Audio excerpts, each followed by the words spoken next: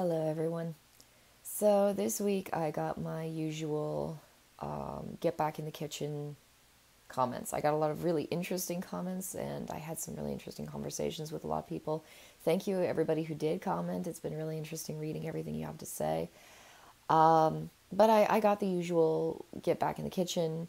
Why aren't you focusing on family and your children and, being a good housewife? I got a lot of those messages, and I've gotten so many of those messages since I started this channel that I kind of just drown them out. It's like, I mean, I don't know if you guys can see out that window at all, but it is like pitch black out there. I have, so much time in a day, 24 hours, and there's a specific amount of that time that is slotted for my children. Those hours I spend on my kids. Right now, my kids are in bed, and now I have my me time. This is the time of the day that I should be sleeping, and I'm not. And that's probably the reason that I only put out one video a week, because sooner or later I must sleep. But I was thinking about that idea of, why don't you just go back to the kitchen? And I was thinking about how the kitchen that women used to go to, it isn't there anymore. It's gone. And, women don't have a kitchen that they can go back to. By the way, I lost my voice earlier this week. I'm trying not to sound too horrible, and I don't know how long I'll last. I might need to take breaks. Um, I will get through this video somehow, so hopefully I'm still audible by the time I finish. But yeah, the kitchen that women had before is gone. I was watching this historical documentary thing, and it was talking about how, I think it was in the Tudor era, women would have these little wooden buckets, and they'd go and they take the little wooden bucket and they dip it in a stream, and then they carry it back to the house, and they go out and they take a little wooden bucket and they dip it in the stream, and they'd just be going back and forth all throughout the day. And it was really kind of enchanting, actually, because she was talking about how, well, she was actually, in the documentary I was watching, she was talking about how people drowned in the stream so easily because, that was what it was about. It was rather grim, which is why I was watching it. But she's talking about how the local watering spots, the streams, the ponds, whatever, they became an extension of the house. And I watched this lovely channel called it's called Seven Plums, and I don't know what it's actually called. I can't read it, but it's a beautiful channel, and so I watch it quite a lot. And it's this woman who goes out and she gardens and she cooks food with the products of her gardening, and sometimes her foraging, and it's just this very beautiful, relaxing channel. But you can really see, like, she doesn't use much, if any, technology at all in her videos, and so you can really see how the outdoors just kind of becomes part of the home. And we've lost that so much with modern inventions. We've lost it with modern technology. Kitchens are inside. We have stoves now. We don't have to go outside and light a fire to cook things. It's just a very different world that we live in. And sometimes you get these little glimpses of the way things used to be, and people used to go outside. Still going. So it's a very romantic idea, this idea of the outside being this place where you regularly go for basic household behaviors, washing clothes, cooking food, just constantly going outside, and the outdoors being this lovely extension of the home. And it's all this beautiful, beautiful fantasy until you get up to the point where you're actually doing it. And my husband and I, we were living in this apartment complex at one point, and they raised the price on the washing machines in the apartment complex by like half. They raised it up like $1 or so. And I got annoyed because it was bad enough that they hadn't given us our own washing machine to begin with. And then on top of that, they were charging us all this extra money to use their washing machines. And I looked at it, I was like, that's it, I'm just going to wash the clothes by hand. And I did. I was a pole dancer at the time. I was still working as a dancer, so I was extremely strong. I had a lot of good grip strength in my hands, and I washed all our clothes. I washed our sheets. I think I washed one of our quilts at one point. um, it became prohibitive because we weren't allowed to hang any of it up outside to dry, which would have been ideal. We tried hanging it up in the bathroom, and it just took forever to dry. We turned on the bathroom fan. We put fans in the bathroom. It still took forever to dry, and it just became impractical. And so we ended up giving it up. But I remember washing clothes by hand, and it is, if you've never tried it, it's a unique experience. Clothes are very heavy when they're wet. They become extremely saturated. They drag through the water in a very slow and cumbersome way. And it takes a lot of grip strength and a lot of wrestling to wash clothes.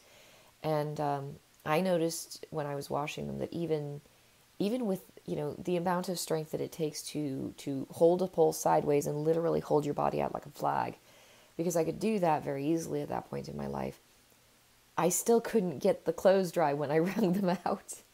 They were still just completely sopping wet. It was a lot of work. It was a lot of work, and I had, again, the modern conveniences of water readily at hand on tap, and you know, it was just a much easier process for me than it was back in the old days. It's still a lot of work. Human clothes these days, we don't get nearly as dirty as people used to back in the old days. My husband would go when he was sitting in an office. His clothes didn't have that much ability to get dirty. Still a huge pain in the butt to wash. And then there's cooking, and you go out and you have to work with the food manually. You have to do all that stuff. I've made my own bread. In fact, I make a lot of my own food, and it's time intensive. It's labor intensive. It burns up a lot of your day. And I mean, I generally cook our family's meals myself. We don't buy a lot of boxed food. We don't buy a lot of takeout. Usually I'm making things from scratch. So like, was it today that I made tortillas? Yeah, I made tortillas today. And so we had like wraps for lunch today. I made pancakes this morning. Those were from scratch. Like, it's time intensive, and that's even with modern conveniences. And who needs modern conveniences when you've got a McDonald's down the block? I look at the world we live in, and I walk into the kitchen and I look around. There's a washer machine, there's a dryer, there's a dishwasher, there's a microwave, there's an oven. I've got a rice maker. You literally just pour the rice in and pour the water in, and it makes your rice for you. You set it and you just forget about it on the counter. The kitchen of the olden days is gone. I worked very hard to build a chicken coop, which, by the way, is massive, and I'm very proud of it. I did that so that we could have chickens, so that my kids could grow up around chickens, because I always liked chickens when I was a kid, and have the experience of, seeing chickens, holding baby chickens, all that wonderful stuff.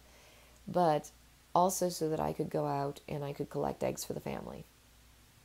And I could bring those in and I could feed the family eggs that our chickens had laid. Every once in a while I go out and slaughter one of them. And I make a chicken dinner for the family, which everybody's kind of grossed out by, except me. I'll totally eat it. It's got a very rich flavor to it. It's very pleasant. It makes lovely gravy. Like, homegrown chicken makes beautiful gravies, but I'm the only one that feels comfortable eating them. And if you're wondering, if my husband is squeamish just because he doesn't like the idea of eating one of our own chickens, grocery store chicken is not the same as homegrown chicken. In order to pluck a bird, you dip it frequently. Like, this isn't the only method, but what you do is you dip it into hot, scalding water, which opens up all the pores, and then you can just pull the feathers off. They just kind of slide off. It smells horrific. So much so that after we did it the first time, I just skin the chickens rather than pluck them. I'd rather have a skinless bird and just cook it in a crock pot with some potatoes and some onions and some other vegetables. I'd rather do that than have to ever face the smell of of skinning a chicken again. And as a matter of fact, I don't think we actually ate the skin of the chicken that we plucked. It was too disgusting to even contemplate, so we had to skin that one too. They're just, it's Grocery store chicken skin, I've gotten to the point where it's like, okay, that's not nasty, but if you actually have to do it yourself, that's nasty. Which explains why my husband wasn't too thrilled about eating the thing. So, yeah, it's a lot of work. It's very labor intensive. It's very busy. If you do old style work, housework, it is in fact work. There's a reason they call it work. These days you switch on the Roomba and off it zooms and you don't have to think about it all that much if you own a Roomba. I kind of love to own a Roomba one of these days. But yeah, I mean, the world has just changed. And so, housework, it's work. It isn't nearly as much work. It isn't nearly the same kind of work as it used to be. And women do need to keep busy. I see a lot of red pill guys complaining about how women need mental stimulation. Women need drama. Women need, what was the word? Indignation, I believe, is the word that Tomasi used. I could be wrong. Indignation. We need that drama in our lives. No, we actually really kind of don't. But we do need stuff to keep us busy. That old saying, idle hands are the devil's plaything. You know what? They might have had a point when they said that. That might actually be kind of true. I look at all the women who like started drama and started shit in my hometown. It's because they didn't have anything better to do with themselves. Like, there were women in my hometown. Like, one of the reasons I don't talk about where I'm from specifically, it's always just my hometown, this podunk shithole in the middle of nowhere. There's a reason I don't tell you guys what state I'm from. I just say the middle of nowhere. I hate that place so much with a deep and burning passion. Like, I don't ever want to be related to that place or connected to that place at all. And the reason is people there don't have anything to do. And so they just make up shit and start drama. And I saw it over and over and over and over again. I go to the bar, I go to work there, and people would be sitting around just drinking their lives away with nothing better to do with themselves. They had no ambitions, they had no goals, they had nothing. They just sat around and drank. And every once in a while, one of them would get bored and they just start up some crazy ass shit. And then you had to deal with all the fallout and the drama from whatever crazy shit someone started up. And it was like, I hated those people so much. Like, there are some good people where I'm from. But there's also a lot of really crappy people where I'm from. And if I have to be perfectly honest, I think the crappy people in my hometown numerically outweighed the good people in my hometown. Like, if the earth suddenly opened up and swallowed the place whole,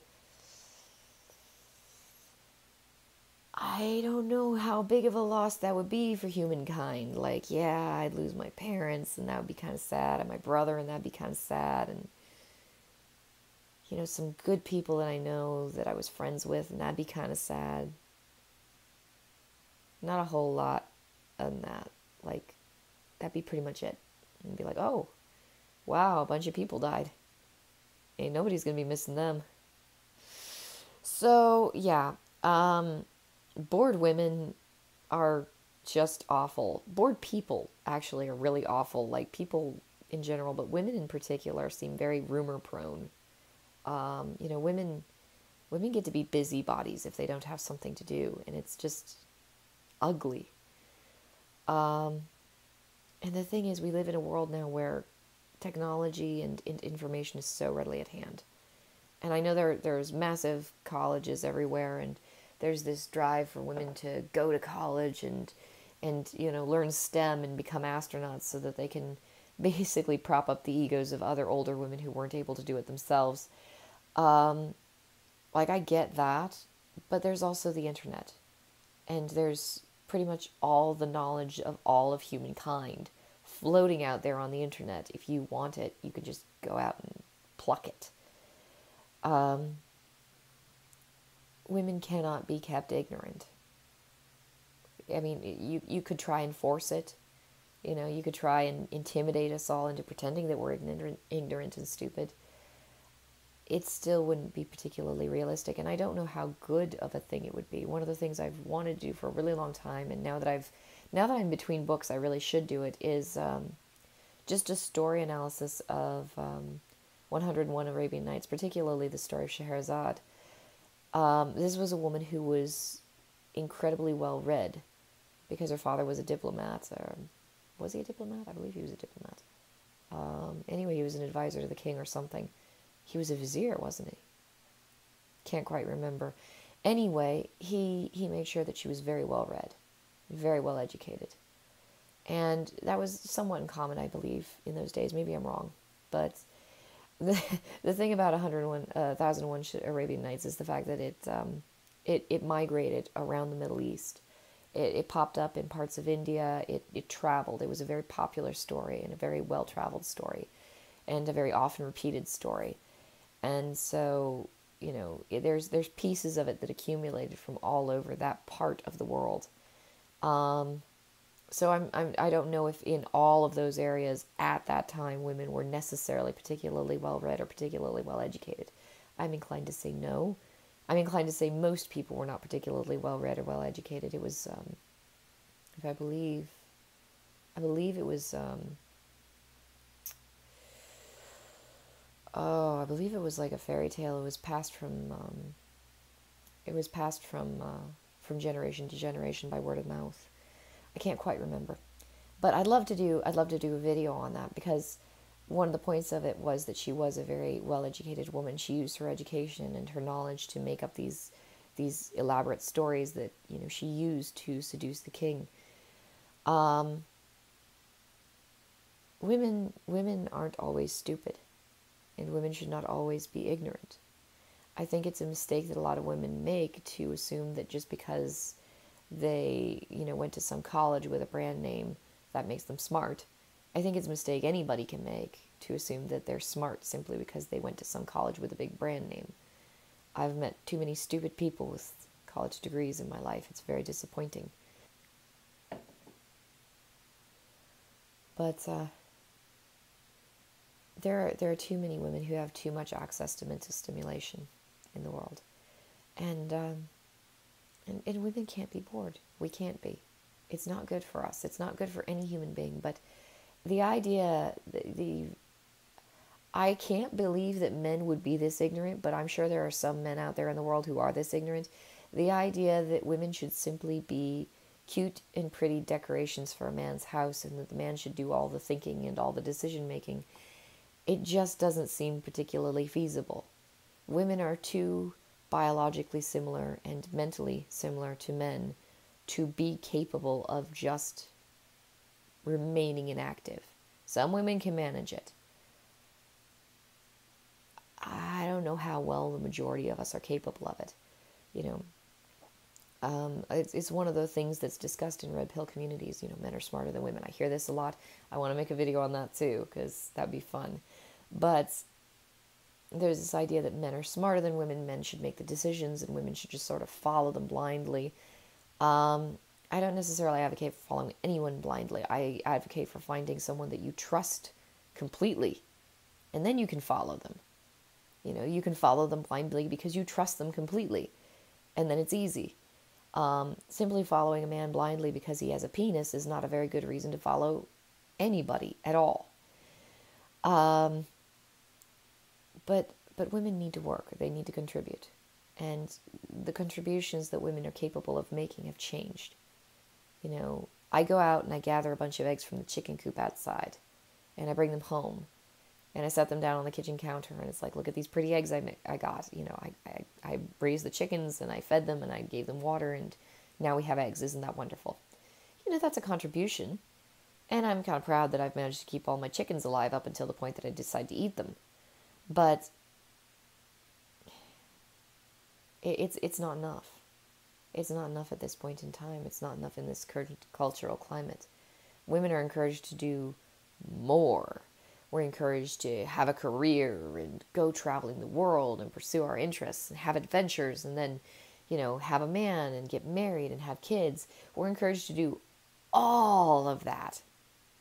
And to be perfectly honest, I do actually feel like I have successfully done all of that. I didn't travel the world. I just traveled the country because I wasn't necessarily interested in traveling the world. And I didn't go to some fun beach vacation in Cancun or wherever. But, you know, I had fun. I thought it was interesting visiting different states and seeing different cities and, you know, getting a feel for the atmosphere of these different places in the world. That was cool. Studying the architecture, I went to New Orleans and I looked at the architecture and it was just beautiful. But, you know, I traveled, I had adventures, I had a career that I loved, that I worked on for 8 years, and I got really good at it, and I was really proud of my accomplishments in my career. I know a lot of guys are probably looking at that, scratching their heads. You were proud of being a stripper. Yes, I was proud of being a stripper. I was a damn good stripper. I was extremely athletic. I did pole tricks that literally made people scream. I was proud of what I did. You know, I did what was satisfying and fulfilling to me. And there aren't many people out there in the world who can say they've had a satisfying and fulfilling career. So I figure I did good enough. You know, I found the man, I had the kids, I got the little tiny house, and I've got the little teeny fenced in yard too. It's fun. It's magical. It's all the things. I did all the things. I realized that most women are not capable of doing all the things. And we're expected to, and we're taught to feel like we've failed somehow if we haven't done all the things. And I think one of the big problems that women these days are facing is that we're trying to do all the things in the wrong order. You have to do the time-sensitive stuff first. You're only in your 20s for about 10 years. And I don't know how well those last couple of those years are really going to serve you. You have to do the important things that are time sensitive in the time that you have to do them. Everything belongs in a place and time, and I think women these days are being taught to do things in the wrong sequence. And so the sequence that we're being taught in high school and, you know, in college and wherever is you do all your schooling first, you get your career, you get established in your career, and then you pick a husband and have the kids and the house and the little fenced-in yard and all that wonderful stuff. That's a wonderful template for a man to follow. It's a completely worthless template for a woman most of the time. I think I kind of managed to follow it, but that's because I skipped school and just went straight to being a stripper, and most girls are not encouraged to do that. Why be a stripper when you can have OnlyFans? But I think it's the wrong order for women. I think it's not the right way to look at it. If you're a man, yeah, you go to college, you get established, you set up your career, you become established, and you become mature, fully matured as a man, and then you can have your pick of the women. And they're usually young and pretty at that point. You can do that. Women, they try to follow that pattern and it blows up in their faces. Again and again and again, we're seeing that these days constantly. I think the pattern women need to follow is you hit the ground running. You hit 18, 20, whatever. Maybe you're going to college, maybe you do have career ambitions at some point in your life. You don't have to get those right away. You look for a mate. You figure out what you want. You date with a goal of finding a lifelong partner that is good breeding material. You find that when you're still in your early to mid-20s and you're set. That piece of your life, that very vital piece of your life that's going to only get more important as you get older, it's taken care of. That's what I think women should be doing that women are not doing. I met my husband when I was 23. I married him when I was 25, I believe. And then I was done. And that was the end of it. No more looking, no more dating, no more searching, no more worrying. We're going to have kids. When are we going to have kids? About a year after we get married. Okay, good. It's scheduled. No worrying about it. No thinking about it. We had the kids while I was still young and pretty and healthy. Still in the peak of my prime, my wonderful party years. Oh man, I could have gone to the club and earned so much more money, but instead I was round and fat and pregnant. We did that because those were my best breeding years. We produced beautiful offspring, very, very healthy. I would have liked to have squeezed one more in, but we are having issues. And it's not like I've hit 35. I told myself I was shutting down the baby factory at 35. Like, that's it. I'm tired. I'm retired. Um, I haven't quite reached that point yet, but we are getting a little bit close to the end. We wanted 4 kids, and we started doing it at an early enough point that, it wasn't a rush. No rush, no worries, no fears. We had some complications early on. I lost a tube. We thought that was going to set us back. It was like, well, no rush, no worries, no fears. It's not like it's not like I'm at the end of my fertility going, oh wow, how am I going to make this work? No worries. The time sensitive stuff is taken care of. Now the kids are not tiny babies anymore. 2 of them are in school. One of them is going to be in school in a couple years. I have a little bit more time to do things with my life. I'm not up all night changing diapers.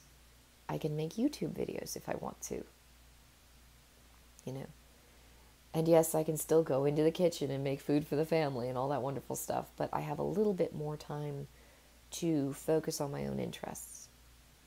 And that's the wonderful time for a woman to start thinking career-wise, because we live long past the point of our fertility ending. We hit menopause, but we just keep going after that. My grandmother's 98 years old. My dad just turned 70. I'm going to be going for quite a while after this. And so, I need something to keep me occupied for the rest of those however many years I'm going to be alive. I mean, I got, what? I'm 33 right now.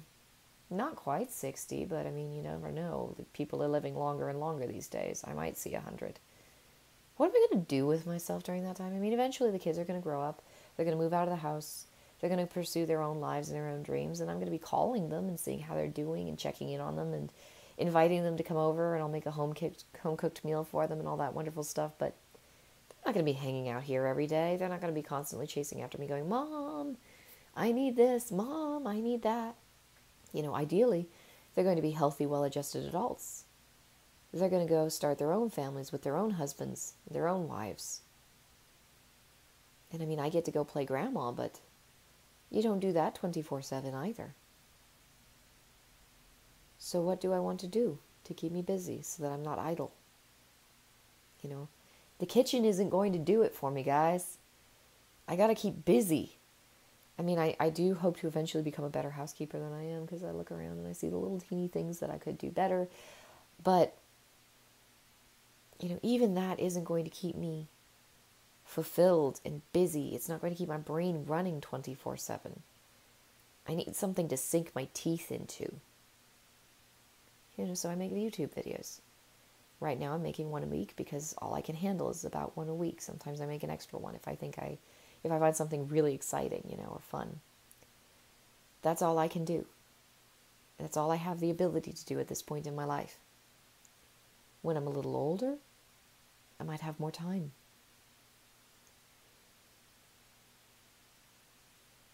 You can't have it all in the sense that a lot of women think when they say you can have it all. Oh, you can have a career and you can be working these crazy hours and you can go off to work and you can have somebody babysit your children and you can feed your ego or whatever. You can't do that. It doesn't work. But that doesn't mean that you have to be in the house barefoot and pregnant, although I have been quite pregnant quite a lot lately. Barefoot and pregnant for the rest of your life, just, cooking dinners endlessly. There are a lot of things women can do. Women have the capacity to do things. And I got this comment from somebody. I'm going to put it right up here. Women have always worked. The difference between traditional women and feminists is who and what they work for. He put it into words far better than I ever could have. But that's what it is. Are you working for your family? Are you building something for your family? Or are you just working for yourself and your own ego, your own fluff? that makes a huge difference. And so when everybody's telling me, get back in the kitchen, not everybody's telling me, but all these people, like I get several of these messages, get back into the kitchen. Why aren't you making these videos about being a housewife? Why aren't you making these videos about child rearing? It's like, well, first of all, I don't ever want to be a mommy blogger. I think they're unhealthy. I think a lot of them are unhealthy. There are some that I guess aren't unhealthy, but it still seems like a wonderful way to sit down and bitch about your kids a lot. And because it's the internet, it just never goes away. Like, I don't want to do that to them. But this is what I know. This is something that's completely outside of the family. This is something that's completely outside of the domestic sphere, basically. I'm talking about sex. I'm talking about human mating strategies and behaviors. I'm talking about how sex has twined its way through our society and how people can handle this ever-changing sexual marketplace, which has changed rapidly and alarmingly rapidly over the last couple decades or so, actually several decades, because feminism kind of took over and things started getting really crazy then, and then they've just kept getting crazier. This is something that I can continue working on for years. I have my life here, and I do that all day. And then at nighttime, I kind of switch gears and I do something different. I kind of change it up, break up the monotony, give myself something to feed my mind, give myself something to ponder and chew on. That's why I do it. The kitchen of the olden days is gone. And that doesn't mean that women can't be devoted for the family and build up things for the family and work for the family. It doesn't mean we can't have hobbies to benefit the family. And I don't think that that's a feminist idea. Like, I understand that it is an idea that feminism has definitely taken over and hijacked for its own purposes. But, there was that video I made a while back about was it a psalm in the Bible? I should remember this. Anyway, that video I made a while back about that portion of the Bible talking about what a good woman is. And it's industrious. A good woman, she's not going to stay pretty forever. You marry her when she's hot and sexy, yes. And she tries to stay hot and sexy for you as long as she can. But eventually she's not going to be hot and sexy anymore. And ideally she's built up this bond with you. This loving, caring bond. So it doesn't necessarily matter so much that she's not as hot as she used to be when she was in her 20s and 30s. When she's old and saggy and wrinkly and her hair is gray, she's still helping you as a partner and a spouse. She's still contributing to the family's well-being. She's still doing what she can to make sure that the family is well and healthy. I don't think that's necessarily a feminist idea. I know feminism has hijacked the idea of female industriousness, but I don't think it's a feminist idea. I think that's just part of humanity. And I think it's a part of humanity that is very easy for us to lose, especially in, weirdly enough, in traditionalist circles.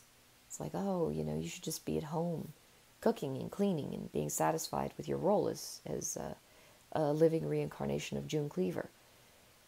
And you can do that. I do that. I decorate cakes and stuff. But I need more. And there are plenty of women out there in the world who do need more. And it would be foolish to think that you can simply be satisfied with cooking, cleaning, puttering around the house. You need something to keep you busy. And, I've talked about this one before, that lady who just recreated this lovely 1950s paradise for herself and her husband, and that's what she does. She makes everything as period accurate as possible, and she lives this lovely 1950s life. She has a seamstress business on the side. She's got something going on. She's doing something too. You can't be idle. It's not healthy. And so, yeah, I thought I would mention that. I think the idea of female labor and female industriousness is something that it's very easy for traditionalist circles to lose, and it's important. Women need to be industrious. Women need to work. And the kinds of work that we used to do, they're gone. Doing your laundry with your own hands, yeah, you can do it as an interesting experiment to see what it's like, and to kind of to gain a sense of connection and kinship with your ancestors. Is wonderful for that. And that's why I did. It was like, my gosh, this is what my great grandmother used to do. Damn. But you can't live that way anymore. Like you could if you really, really invested yourself on being a historical recreationist. But then again, being a historical recreationist is a hobby. It's something to keep you busy. It's intellectually stimulating because you have to research it. You have to think about it. You have to figure out how to make it work.